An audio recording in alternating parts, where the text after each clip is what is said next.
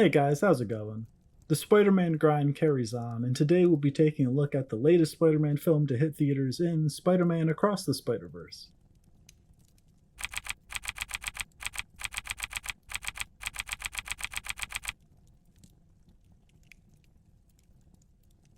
While Across the Spider-Verse is part one of a two-part film, this doesn't mean that the film is an incomplete story by any means. While ending things on a cliffhanger surely left the audience wanting more and built anticipation for Beyond the Spider-Verse, both Miles and Gwen have very interesting and complete character arcs throughout this film. For Miles, in classic Spider-Man fashion, he feels like his life as the web-slinger is damaging his regular everyday life as Miles. His relationship with his parents is primarily suffering, as he's late to his father's promotion party, late to speak with the college counselor, and they've become keenly aware that Miles is hiding something from them. This leads to a lot of tension between the three, and for Miles to consider telling his parents about his secret. Miles is in a tough spot here because the only people who know his secret and that he feels he can relate to are not even in his universe. So he truly feels isolated and alone, and like he can't confide in anyone. This leads Miles to wanting to study physics in college to try to find a way to travel to other dimensions, all just to reconnect with people like him. But this all comes to a halt when Gwen suddenly appears in his room. Miles is extremely excited to see Gwen for the first time in over a year, but Miles soon comes to learn that Gwen is only in his dimension because she's on a mission. And she's breaking protocol by even going to see Miles. This naturally shocks and upsets Miles, so he decides to follow Gwen through a portal to another dimension. When Miles eventually arrives in Spider Society, he's introduced to Miguel O'Hara, or Spider-Man 2099. And he honestly serves as a pseudo-antagonist of sorts for this film.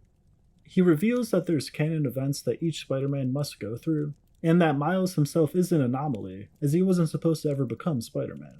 You see, he was bitten by a spider from a different universe, and because of this, he would never be accepted by 2099 into Spider Society.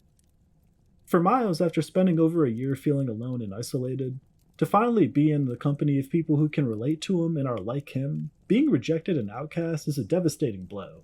But this pushes Miles to complete the arc of his story in this film. You see, Miles decides that he's going to do things his way. After having countless people try to direct him and tell him how his story is supposed to go, he's decided to take things into his own hands. You see, even if things are destined to fall apart, Miles wants to at least attempt to change things. He refused that it's his destiny to just continue to suffer, and he manages to escape Spider Society with his reformed mindset and hardened will. SpiderGwen actually had a similar character arc to Miles in this film, though from a different vantage point. She also feels isolated on her homeworld as she accidentally killed her best friend and her version of Peter Parker after he turned into the Lizard. And to make things worse, her father, Captain Stacy, saw this happen and now wants justice by arresting Spider-Woman. One could honestly argue that Gwen has it worse than Miles in this sense, since at least Miles has a working relationship with his dad while he's wearing the mask. Gwen finds what she thinks is refuge in Spider Society, but after the Miles debacle, she is swiftly kicked out of the group. After being rooted from this society, she has a heart-wrenching scene with her father where she says, "You're a good cop, Dad. You know, you put on that badge because you know if you don't, someone who shouldn't will. But you have to understand, this mask is my badge.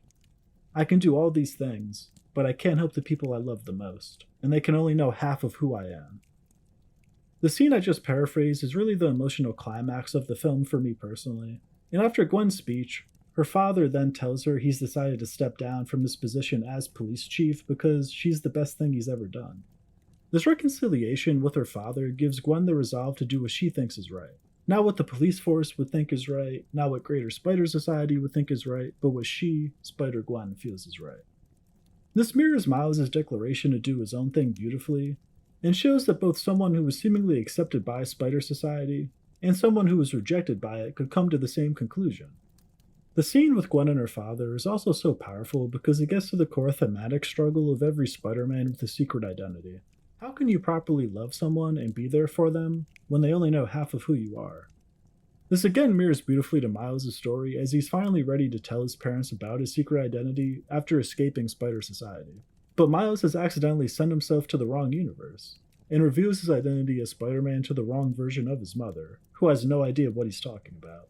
And this film's cliffhanger is so effective because while Miles has completed his story arc, he's deprived of that heartfelt moment with his parents like Gwen had, which now sets up huge stakes for Beyond the Spider-Verse. as it'll be a race against time to see if Miles can get to his parents and have that moment, or if Spot will get to them first.